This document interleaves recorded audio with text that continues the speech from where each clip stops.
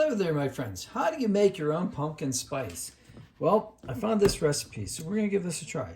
We got ground cinnamon, we got nutmeg, ginger powder, and cloves. Now, I've seen other recipes that also include allspice and black pepper, but I'm going to try this recipe first and see if it works, if it's to my taste. And if it is, then I am going to, we got this from the Boy Scouts. Oh, yeah, instead of Girl Scout cookies, Boy Scouts are selling spices. So much healthier. All right, so I'll take 1 teaspoon of cinnamon. Cinnamon is the main ingredient in all the recipes that I've seen. Okay, so 1 teaspoon of that. And then we're going to take a 1/4 teaspoon each of nutmeg. If you've had nutmeg before, you think, oh yeah, nutmeg, that's that wonderful. No, nutmeg is actually kind of bitter. So using it by itself is really rarely a great option. It's almost always combined with something else. It tastes kind of like tree bark. And then ginger, which is actually pretty intense by itself as well.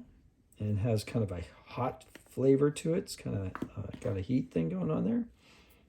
So we're going to do a 1/4 vampire sneeze, a teaspoon of that, and then 1/8 teaspoon of cloves.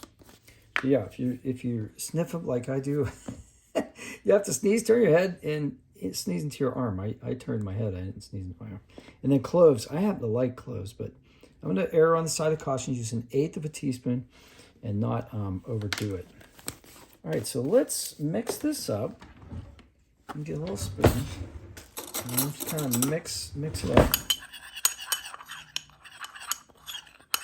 so it's evenly distributed. And these are great little ramekins. You can even bake in these if you want to make little soufflés and stuff like that. All right, let's see what we got here. So take a little bit, taste it. Yep, that is definitely pumpkin spice. Okay. If you want, like if you're going to use this like in your tea or as a tea substitute, which is something that I'm going to do, you may want to add a little tiny bit of sugar. I'm not big on sugar, but you might want to do that. So now I'm going to try it with a little bit of allspice. Brand new. So I'm going to, oh, that smells good. I think I like allspice just by itself. So I'm going to put a little bit of, I'm going to put 1/8 teaspoon of allspice in here. And then I'm going to do a dash of black pepper. It's going to like, I guess I should probably measure it. So let's do like 1/2 of an 1/8, right? So like that much black pepper. Just give it a little kick. And now, in order to bring the other ingredients back into proportion, I'm going to add a little bit more cinnamon. So I'm going to add another 1/4 teaspoon of cinnamon. Because cinnamon is the main ingredient, and the other ingredients are an accentuation to the cinnamon. Uh-oh. Just spilled it all over the floor. Oh, well, that's good luck. That is good luck. Because that means your house will be spicy and full of flavor. I just made that up. Oh, yeah. Okay. It's way more dynamic with the 5 ingredients. And I do like the allspice. It adds something to it. So anyway, that's my recipe. So 1 1/4 of cinnamon, 1/4 each of ginger and nutmeg, and then 1/8 of cloves, 1/8 of allspice.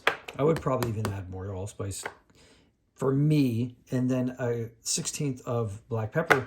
And of course, if you don't like any of these ingredients, you can leave them out, and you can adjust the proportions to your particular liking. And that way, when you do make pumpkin pie, or if you make pumpkin spice lattes or teas or whatever you're going to use this for, it's yours. It's your own particular recipe, and we're allowed to do that. So like this is what I do. I start with a recipe and then I modify it. I always try the recipe first, the way it's written, because there might be a reason that I don't understand. And then after that, then I modify it. All right, well, hope you guys have a great day. I'll see you on the next one. Smashing like for me helps me, and talk to me in the comments. I almost always answer comments, and I will see you on the next one. Take care.